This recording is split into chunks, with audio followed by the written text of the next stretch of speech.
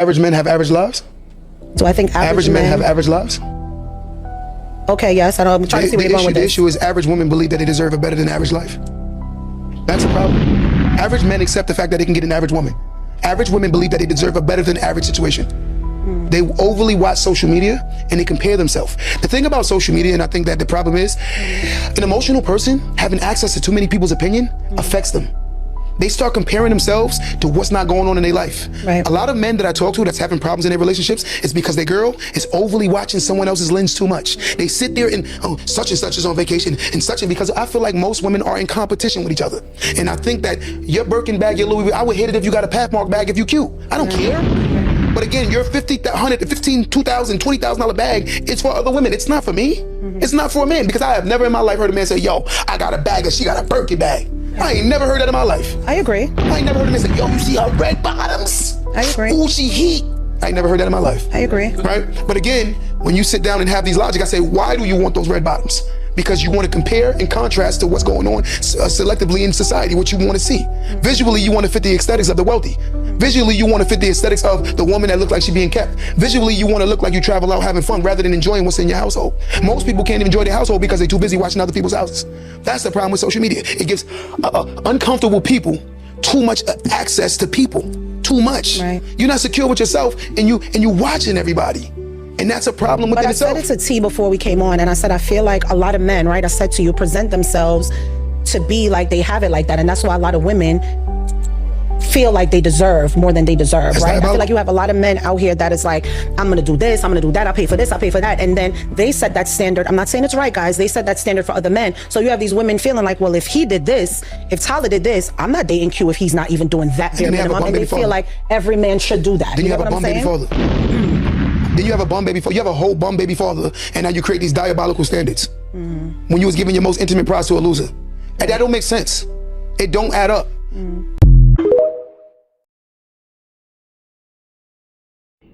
Are women confused about what attracts a man?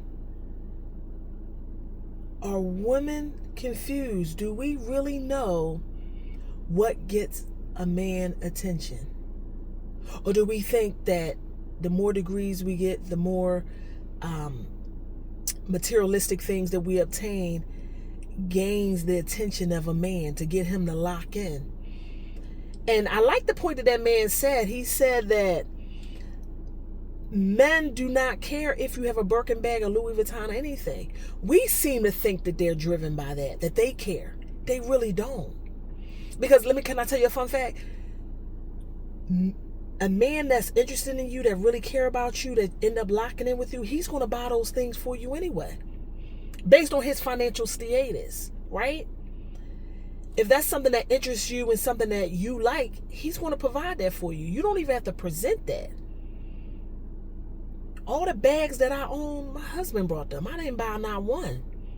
I didn't buy Louis Vuitton, nothing. I didn't buy it. But it's not about me. What I'm saying and what I want to drive home here, no matter how much a man says what interests him, us as women, we tend to go against that. We don't want to listen to the perspective of a man. We're so quick to have a rebuttal and an explanation on what we think gets a rise out of a man. That is insanity. When are women going to listen to what the perspective of a man? And I think a lot of women are missing that, and this is why you find so many single. Because the sad part about it, we don't even listen to our own friends based on their perspective. Right? We go against that because we hard-headed and we want to do things our own way, right? But you would think that listening to a man would get a woman's attention. Why wouldn't you want to know the thoughts and the desires of the men that you say that you want? That doesn't even make sense. If I'm looking for someone that is financially well off, I'm going to listen to someone that's financially well off. I'm not listening to someone that's trying to get on, that don't really have a clue. That doesn't make sense. Do you see the craziness in that? You can't take wisdom from somebody that can't save $1. You want to let them give you financial advice? That's crazy work.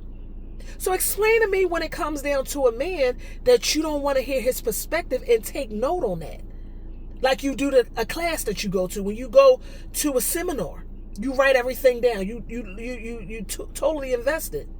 But when a man says, this is what I want, this is what I look for, you throw your hands up and say, I don't believe that. That can't be true. That doesn't make sense. The truth of the matter is, if you want to get locked down, you're going to have to get on a man's program. You're going to have to figure out what it is that drives a man. And it's not a lot of this external stuff that we put so much focus on. All you need to do is be pretty, fit, fine, quiet.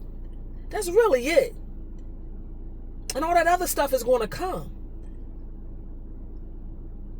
Because men are measured by their accolades, not us. It's a byproduct. It's a bonus when you say a power couple.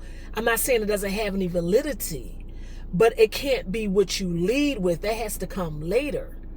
That's an addition. That's not a startup package. When a man looks at a woman, he's looking at if he's looking for long term, he's looking at what the intangibles. You know, this is what he's driving home for. But it's sad that women are more intrigued by what a woman says a man wants. You know, we are more inclined to be in competition with one another. He spoke nothing but facts, but I don't know. I mean, I don't know. I'm off the market. I know the game. That's why I'm off the market. But when I try to enlighten others, they want to push back and say, don't take all that. You know the saying, keep doing the same thing over and over, expecting different results. Isn't that the epitome of insanity? But I could be wrong. I don't know. Let me know in the comments section. But the message here today is, listen to the perspective of a man. They got to figure it out. If you want a man, listen to the perspective of a man. Not what your girlfriend said, not what your mom said, and not what your friend said. What did the man say? What are the men saying? That's it. That's how you're going to win. Real talk. It's just the truth. But that's for another video.